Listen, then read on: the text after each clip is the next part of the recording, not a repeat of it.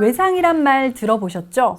일단 지금 필요한 물건을 먼저 사고 돈은 나중에 갚는 그런 거래였는데 요즘은 외상이란 말을 잘 쓰지 않습니다. 대신 등장한 게 카드 할부일 겁니다. 그런데 최근에 딱 이 외상처럼 카드 없이도 후불로 물건을 살 수 있는 서비스가 큰 인기를 끌고 있는데요. 오늘은 바로 그 BNPL 얘기해 보겠습니다. BNPL, Buy Now, Pay Later에서 앞글자를 딴 겁니다. 말 그대로 지금 사고 돈은 나중에 내는 거죠. 이게 어떻게 가능한 거래인지 설명해 드리겠습니다. 소비자가 물건을 사면 BNPL 업체가 물건을 파는 가맹점에 돈을 대신 내주고 소비자는 BNPL 업체에 약속한 기간 동안 조금씩 물건값을 갚는 겁니다. 이때 소비자는 수수료를 낼 필요도 없고 가입비를 낼 필요도 없습니다.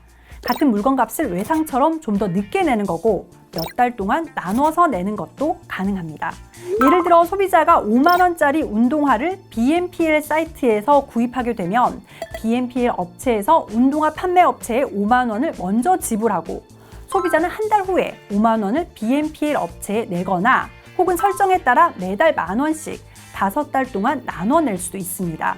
카드 무이자 할부와 다를 게 없다고 볼 수도 있지만 신용카드를 발급받기 위해서는 신용도 좋아야 하고 또 소득도 확인이 돼야 합니다. 그런데 BNPL 서비스에 큰 호응을 보이고 있는 젊은 세대들은 아직 일정한 소득이 없어서 신용카드를 발급받을 수 없는 경우가 많습니다. 설사 신용카드를 발급받을 수 있다 하더라도 수수료도 낼 필요가 없고 번거롭게 카드를 만들지 않아도 이런 후불 서비스를 이용할 수 있다면 굳이 신용카드를 고집할 이유가 없겠죠. 특히 무이자 할부 서비스는 우리나라에서 유독 활성화된 서비스라서 이런 서비스가 없는 해외에서는 이 BNPL 서비스가 더 좋은 반응을 얻고 있습니다. 그러면 BNPL 업체는 뭘로 이윤을 남기냐? BNPL 업체는 소비자에게 돈을 받지 않는 대신 가맹점의 2.5%에서 많게는 6%까지 수수료를 받습니다. 우리나라의 경우 통상 카드 가맹 수수료가 1%대인 것과 비교하면 가맹점에 상당히 높은 수수료를 받는 셈입니다. 그렇다면 가맹점은 이렇게 많은 수수료를 내면서 BNPL과 거래를 하는 이유가 뭘까요? 가맹점은 카드 할부와 달리 물건을 팔면 BNPL 업체로부터 일시불로 물건값을 바로 받을 수가 있습니다. 그리고 무엇보다 매력적인 건 BNPL을 통하면 훨씬 더 많이 팔 수 있다는 사실입니다. 미국의 BNPL 업체 어펌은 서비스 제공 이후에 소비자 평균 구매율이 20% 오르고 반품률은 2%에 불과했다고 밝혔습니다. BNPL 서비스는 지난 2005년 스웨덴의 온라인 결제 회사 클라르나가 처음 시작한 서비스인데 클라르나는 이미 9천만 명이 넘는 이용자를 확보하고 있습니다. 덕분에 스웨덴에서 이루어지고 있는 이커머스의 25%는 BNPL로 이루어지고 있습니다. 호주의 애프터페이는 1,120만 이용자를 확보한 상태에서 최근 핀테크 업체 스퀘어에 인수됐는데 인수 금액은 290억 달러, 한화로 33조 원이 넘습니다. 페이팔도 지난해 8월부터 후불 결제 자체 서비스인 페이인포를 도입했고 애플페이 역시 애플페이 레이터란 이름으로 후불 결제 서비스를 준비하고 있습니다. 국내의 경우는 앞서 얘기한 것처럼 신용카드의 무이자 할부 서비스가 활성화되어 있는 탓에 해외에서만큼은 큰 호응을 얻지 못하고 있지만 이런 서비스를 선보이는 업체들이 조금씩 늘어나고 있습니다. 네이버페이는 지난 4월부터 일부 이용자들을 대상으로 월 한도 30만 원의 후불 결제 베타 서비스를 시작했습니다. 카카오도 올해 말부터 후불형 교통카드 서비스를 준비하고 있고 쿠팡은 나중결제란 이름으로 후불 결제 서비스를 도입했습니다.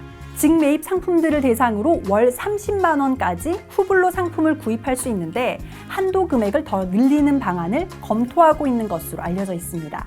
이뿐만 아니라 국내 최초로 BNPL 서비스를 시작한 소비의 미학, 프리미엄 가구를 대상으로 BNPL 서비스를 하고 있는 로마드도 꾸준히 이용자가 늘고 있습니다.